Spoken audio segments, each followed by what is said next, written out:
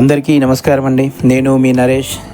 ఇప్పటివరకు నా ఛానల్ని ఎవరైతే సబ్స్క్రైబ్ చేసుకున్నారో వారందరికీ కృతజ్ఞతలు తెలుపుకుంటూ, అలాగే ఇంకా సబ్స్క్రైబ్ చేసుకుని వారి కోసం సబ్స్క్రైబ్ చేసుకోవాలని మనవి చేసుకుంటున్నాను. ఇక ఈరోజు మన యొక్క టాపిక్ లక్ష్మీ యోగం ఏ విధంగా ఏర్పడుతుంది అనే అంశాల గురించి మాట్లాడుకుందాం. ఏ స్థానాధిపతులు ఏ స్థానాల్లో ఉన్నప్పుడు ఈ యోగాన్ని ఆ వ్యక్తి జీవితంలో అందిస్తారు, ఆ యోగం ద్వారా ఆ వ్యక్తి యొక్క జీవితంలో జరిగేటువంటి మార్పులు, లాభాలు ఏంటి అనేది ఈరోజు మనం తెలుసుకోవడానికి ప్రయత్నం చేద్దాం.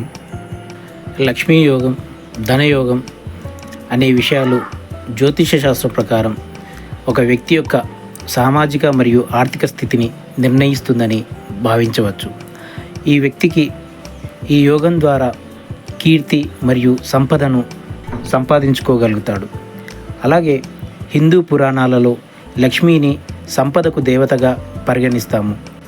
లక్ష్మీదేవి యొక్క పేరు కలిగి ఉన్న వాళ్ళు కూడా వారి యొక్క జీవితంలో లక్ష్మీదేవి యొక్క ప్రభావాన్ని కలిగి ఉంటారని తెలుసుకోవచ్చు. ఒక వ్యక్తి యొక్క రాశి చక్రంలో లక్ష్మీ యోగం ఏర్పడినప్పుడు ఆ వ్యక్తి ధనవంతుడిగా, సంపన్నుడిగా, అదృష్టవంతుడిగా, అలాగే పుష్కలంగా డబ్బు, ఎన్నో రకాలైనటువంటి వస్తువులు మరియు అతడి జీవితంలో ఆనందాలను కలిగి ఉంటాడని చెప్పుకోవచ్చు.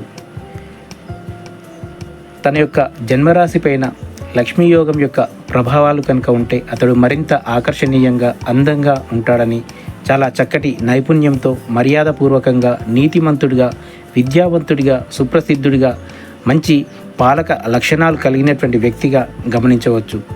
తన వారసత్వానికి కూడా మంచి నడవడికను ఇలాంటి వ్యక్తులు తమ యొక్క మంచి భావాలను అందిస్తారని చెప్పుకోవాలి. ఈ యోగం ఎలా ఏర్పడుతుందనేది కనుక గమనిస్తే, లగ్నాధిపతి బలంగా ఉండి 9వ స్థానానికి లేదా 9వ స్థానాధిపతికి సంబంధం ఏర్పడినప్పుడు, లేదా 9వ స్థానాధిపతి రాశుల్లో ఏదైనా ఒక రాశిలో ఉన్నప్పుడు, లేదంటే ఉచ్చ స్థితిలో ఉన్నప్పుడు, లేక త్రికోణంలో కేంద్ర స్థానాల్లో ఉన్నప్పుడు ఆ వ్యక్తి యొక్క జీవితంలో లక్ష్మీ యోగం అనేది ఏర్పడుతుందని చెప్పుకోవచ్చు. లక్ష్మీ యోగం అదృష్టం మరియు సంపదను తెలియజేస్తుంది. విష్ణుమూర్తి యొక్క భార్య అయినటువంటి లక్ష్మీదేవి శ్రేయస్సు మరియు అదృష్టానికి అధిపతి అయిన దేవతని మనము గుర్తుంచుకోవాలి. అలాగే శుక్రుడు భౌతిక భోగభాగ్యాలకు కారకుడైతే నవమ స్థానం అనేది భాగ్యస్థానంగా చెప్పుకుంటాం.